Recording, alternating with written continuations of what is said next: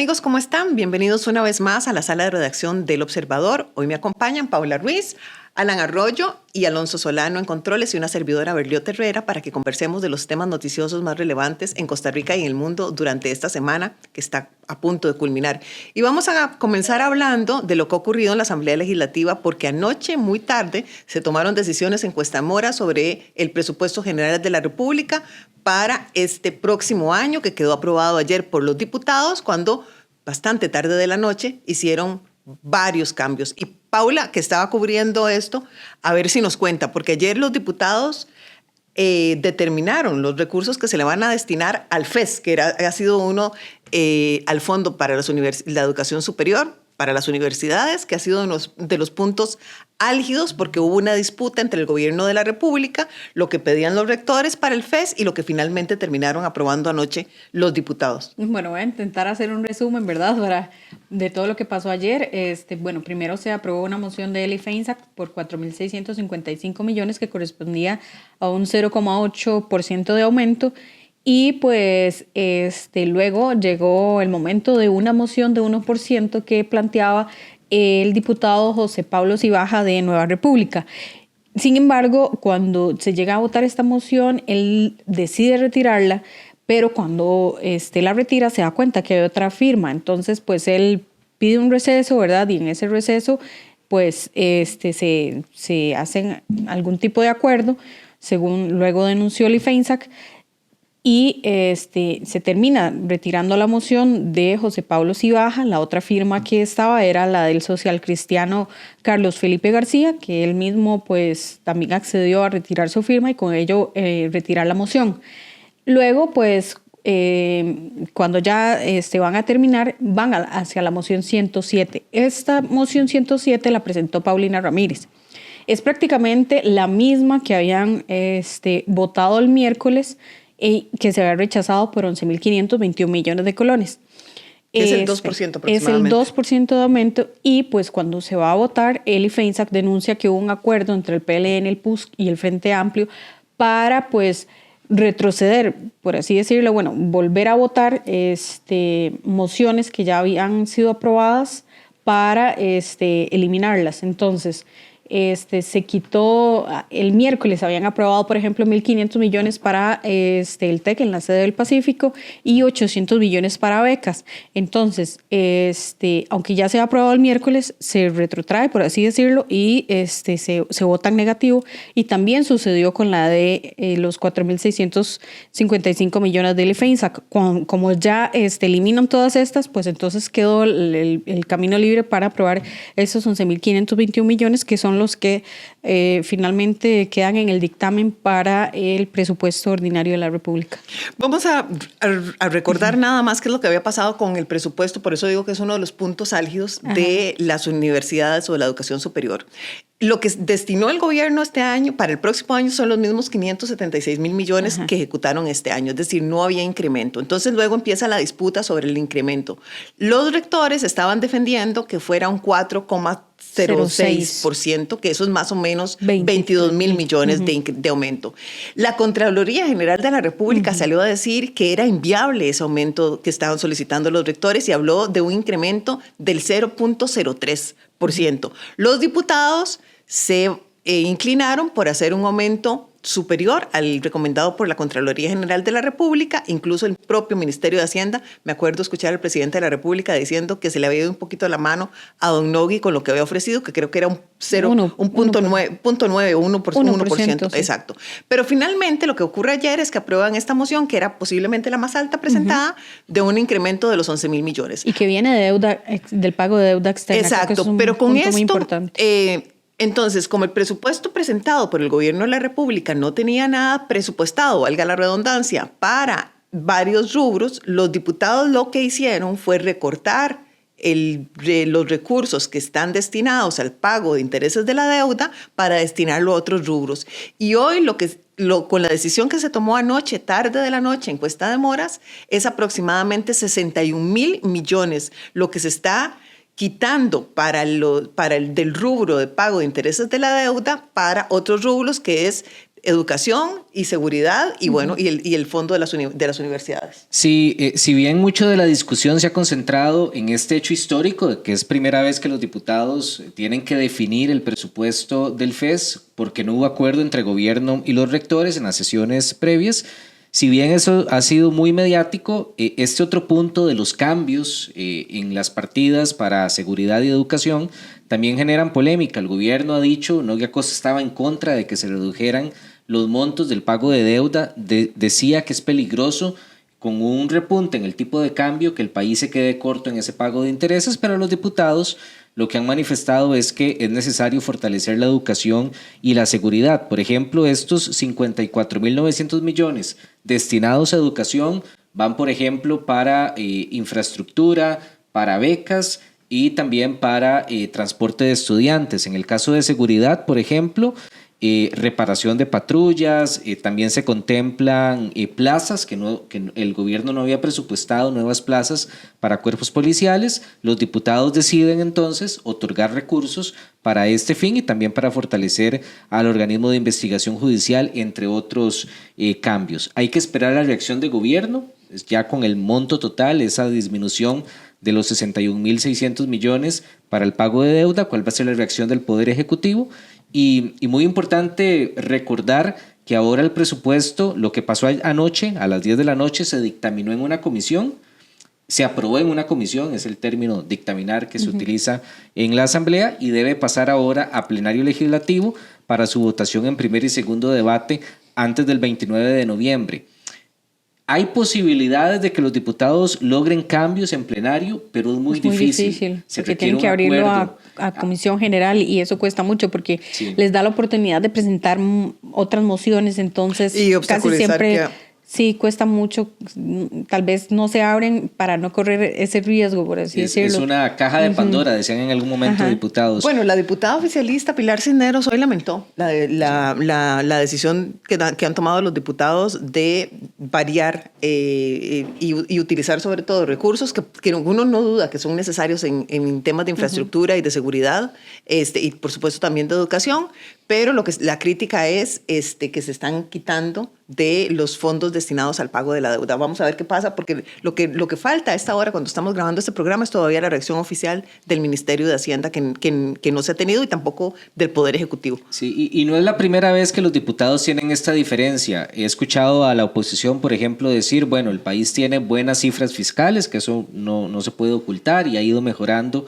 en el transcurso de los últimos años, pero ¿a qué costo? Cuestionan que esas cifras fiscales y, por ejemplo, el pago de deuda que ha ido cumpliendo el gobierno se hace con la disminución en la parte social, en la parte de seguridad, y no es la primera vez que los diputados de oficialistas y oposición tienen esa discusión en Asamblea Legislativa. Bueno, y hablando de discusiones, para tomar esa palabra que acabo de utilizar, Alan, porque hemos estado atravesando muchas discusiones, muchas diferencias entre los poderes de la República. Hablemos de la discusión que se generó esta semana a partir del mensaje que ofrecieron representantes de la fuerza pública encabezados por el ministro de Seguridad, Mario Zamora, el domingo pasado precisamente, cuando los policías salieron y dieron un mensaje, y en ese mensaje hicieron alusión a la diputada liberacionista Dinora Barquero, a los diputados en general, y eso provocó un polvorín.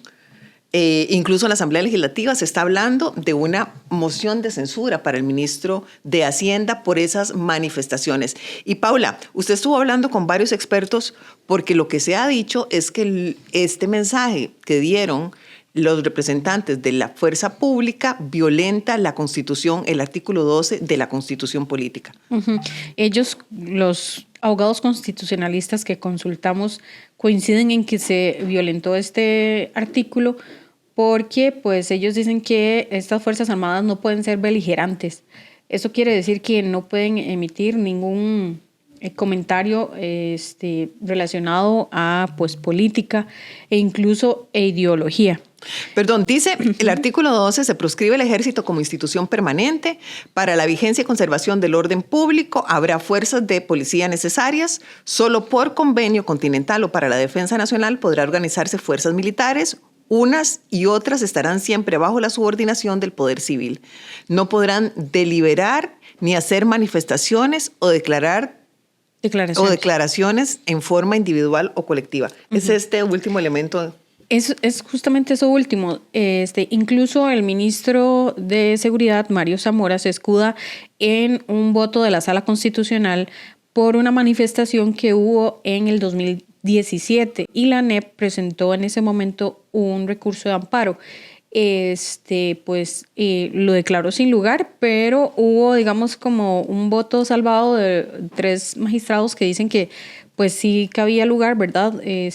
Sin embargo, pues los constitucionalistas dicen que sí cabe, a criterio de ellos, un voto de censura contra el ministro de Seguridad, pero pues es una decisión completamente política que tiene que valorar la Asamblea Legislativa. Hasta el momento no se ha presentado ninguna propuesta, pero solo Liberación más o menos estaba en esta línea de eventualmente impulsar. Incluso dijo Óscar Izquierdo que estaba consultando con algunas otras fracciones legislativas. Pero hasta el día de hoy terminamos la semana y esto no ha ocurrido. Sin embargo, generó muchas críticas.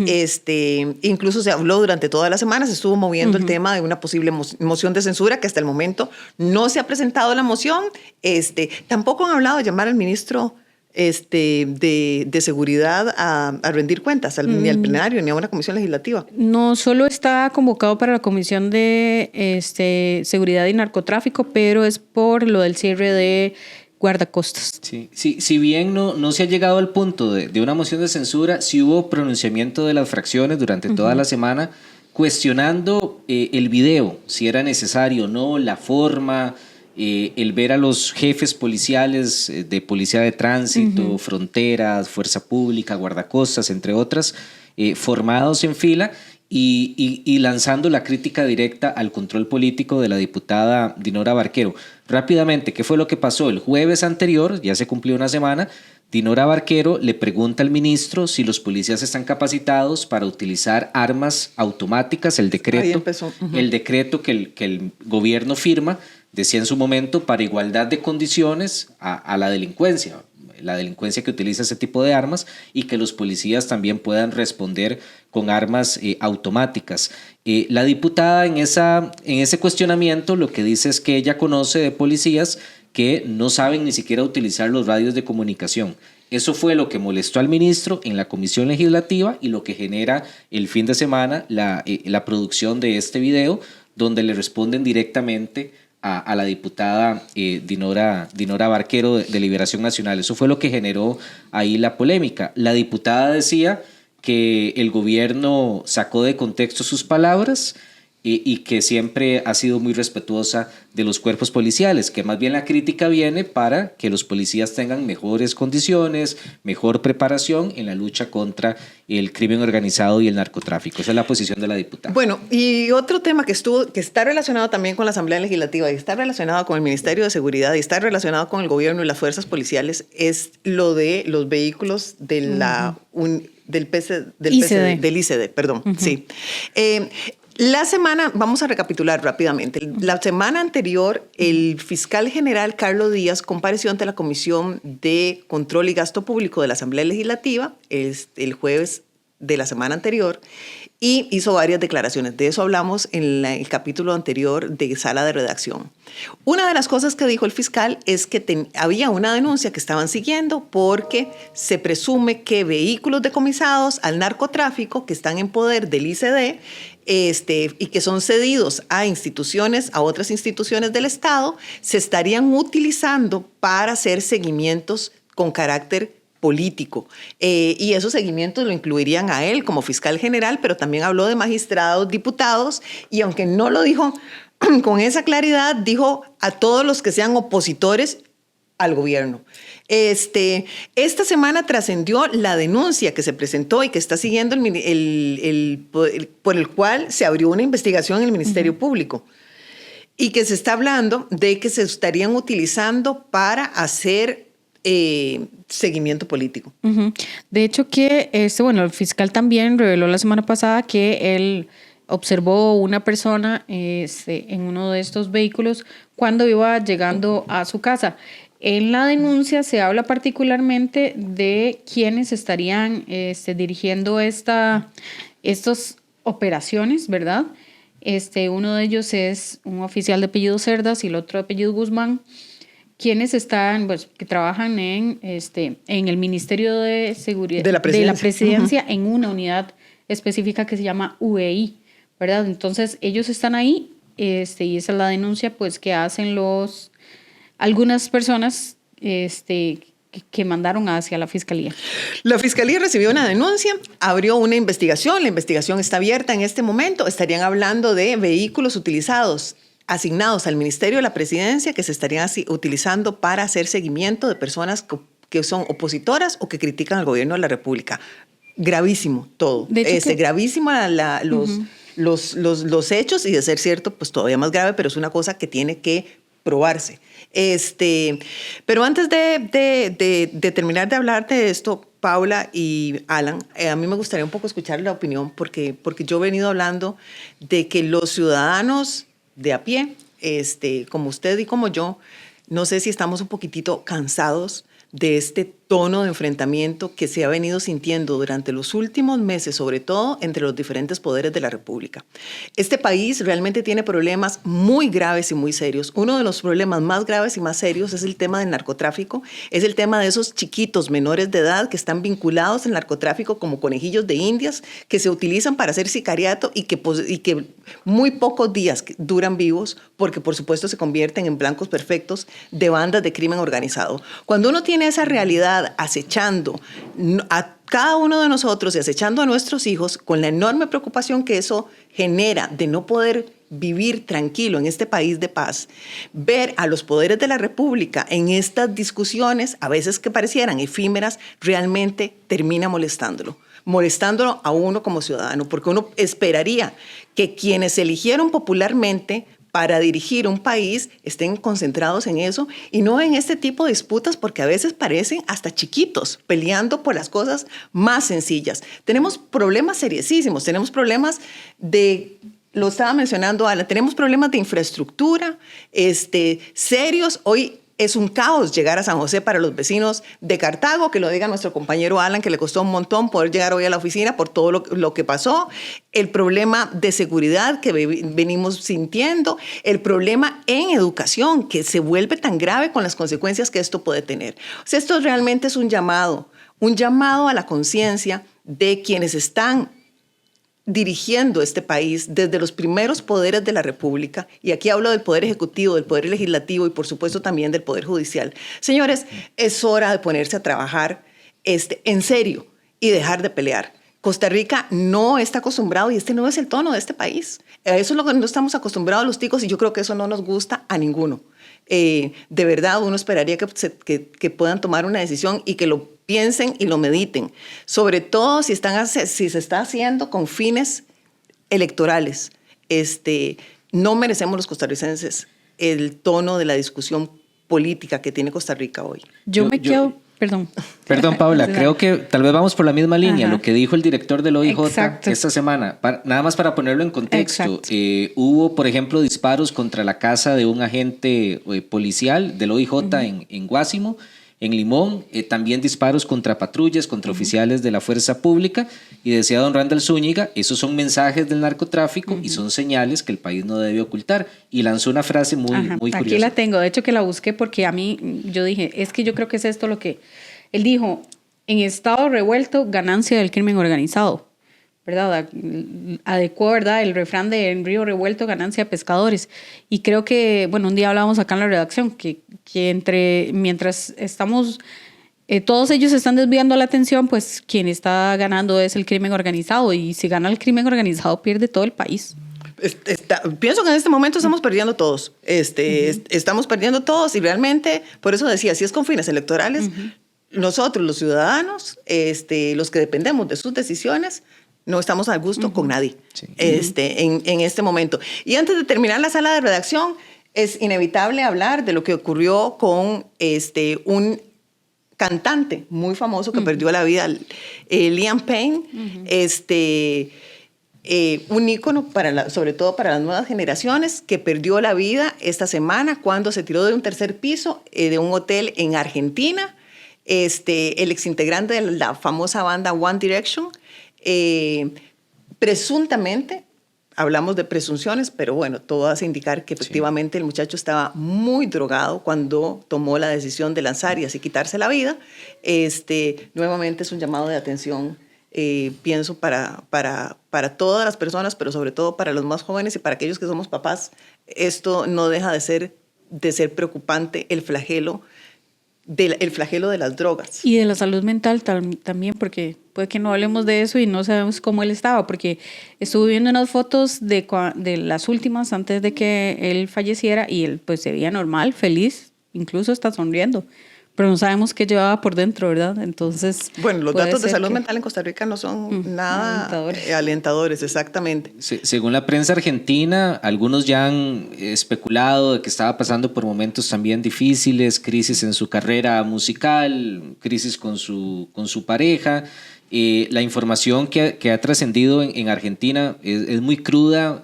Los reportes que recibieron del 911 alertando de que había desorden en la habitación, de que estaba sumamente alterado antes de que ocurriera este trágico episodio, y también las fotografías de la habitación en la que estaba, con algunos elementos que evidenciarían de que estaba consumiendo drogas en ese momento.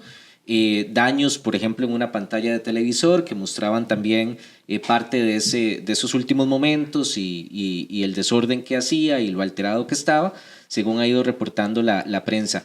El grupo o los integrantes de la banda británica se han mostrado consternados con emotivos mensajes, el mundo musical también, e inclusive ahí mismo en Argentina, curiosamente en la calle Costa Rica, sí, en una zona muy... Palermo. En Palermo, una zona muy de la zona viva de Argentina, de restaurantes, bares y hoteles. Ahí en la calle Costa Rica, muchos de los fans se concentraron para darle también el homenaje a este artista. Bueno, sin duda, también de lo que hablábamos anteriormente, el flagelo de las drogas que afecta a todos en diferentes, quienes están involucrados o terminan siendo involucrados en el proceso de la producción y el trasiego, y por supuesto quienes están involucrados y afectados por el tema del consumo. No es menor el daño que nos está ocasionando. Bueno, y el tiempo como siempre se nos va volando. Llegamos al final de esta sala de redacción, no sin antes invitarlos para que ustedes la vean en Spotify, búsquenos como Sala de Redacción, y también nos pueden encontrar en redes sociales, en Facebook, en Instagram, en Twitter como observador.cr, y toda la información en nuestra página observador.cr. Muchas gracias, Paula, gracias, Alan, gracias, Alonso, y gracias a todos ustedes. Que estén muy bien.